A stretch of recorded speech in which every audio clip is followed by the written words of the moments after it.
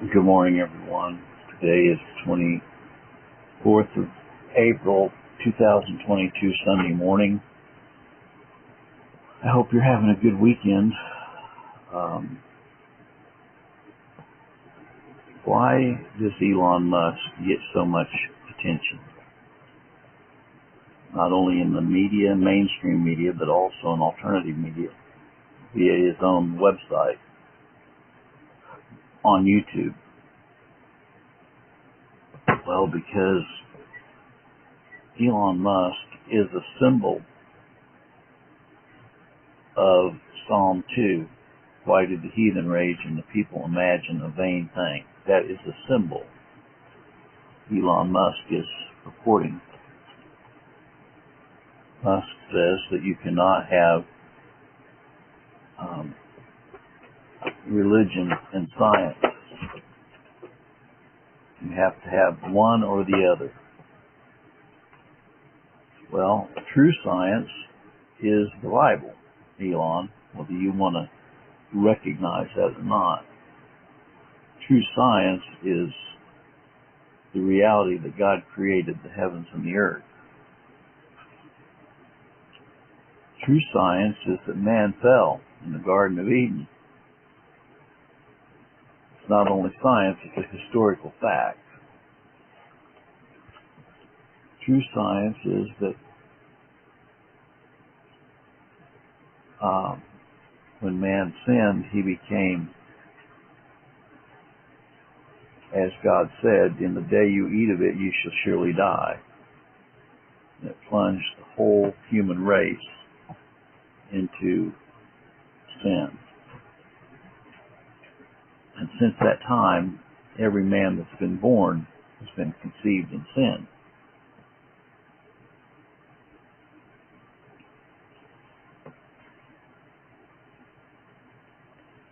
And that's why we suffer pain, physical pain today. That's why we earn our living by the sweat of our brows. That's why we grow old and die.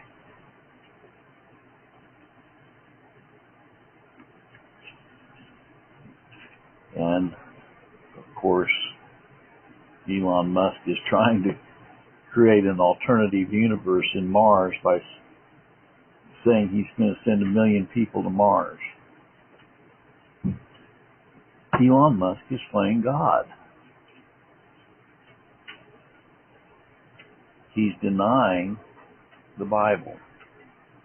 The Bible says that this earth is going to be burned up and destroyed, and that includes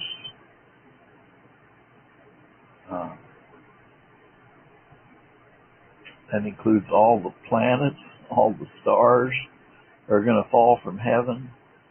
There's going to be a new Jerusalem coming down out of God, out of heaven.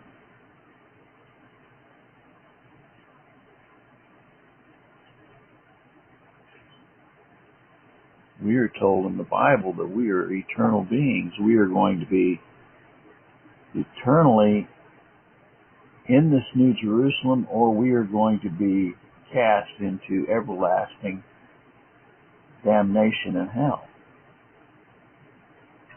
There's no other alternative. There's only two alternatives where we're going to spend eternity.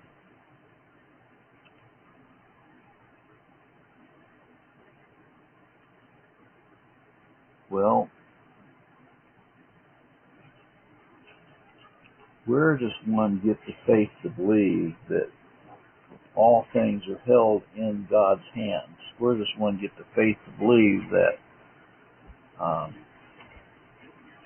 if one has been a recipient of God's grace, that he is also, he or she has also been predestinated unto adoption? Where does one get the faith to believe that? Well, we're told in Hebrews, the 12th chapter, the 2nd verse, that he, Jesus Christ, is the author and the finisher of our faith. By the way, Jesus Christ is the author of everything. There's nothing that doesn't exist without Christ.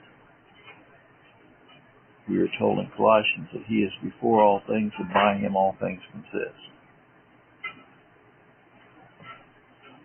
We are told in Ephesians chapter 1 that he works all things after the counsel of his own will.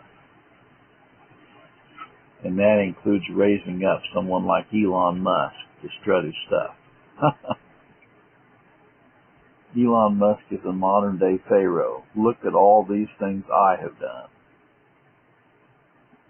There's quite a few of them out there. Jeff Bezos, Zuckerberg of Facebook, guy that owns, was in charge of YouTube. These modern day pharaohs are strutting their stuff, but one of these days, their chariots are going to come, their wheels are going to come off their chariots just like Pharaoh's. One of these days, these people that are strutting their stuff are going to bite the dust. God said he will not share his glory with another. Well, Pharaoh found out. There's been other people in history find out. They weren't so big and mighty as they thought they were.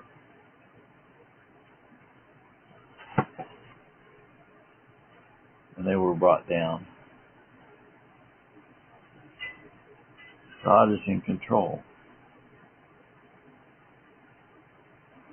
He is sovereign. There's no maverick molecules. If there were any maverick molecules, God would not be God.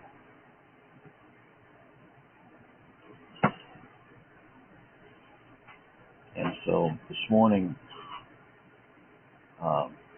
when you see Musk strutting his stuff, or Jeff Bezos, or Zuckerberg, or any of these multi-billionaires thinking that they are invincible, they're not invincible. They're not going to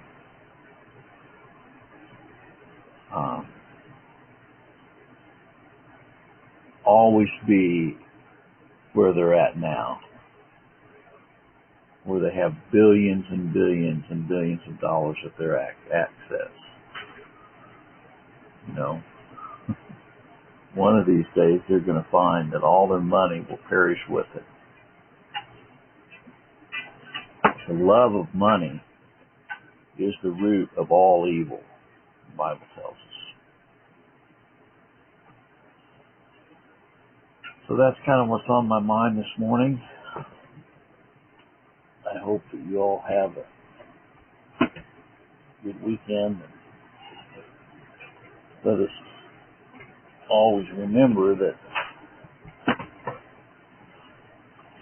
God's plans always come into fruition. God's plans never fail. Man does not meet his self-appointed time frames, but God always meets. God's always on time. God is always on time. Looking back in history, we see events unfold, and the greatest story in history is the greatest story ever told. And it's not just a novel. No, the story is true, how God sent his Son to die to redeem his chosen few. The plan was determined between the Trinity, and this great story in history would be a certainty. God would redeem his people, a ransom he would pay. Christ would be slain on Calvary in history on that day. May the good Lord be with you today is my prayer. God bless.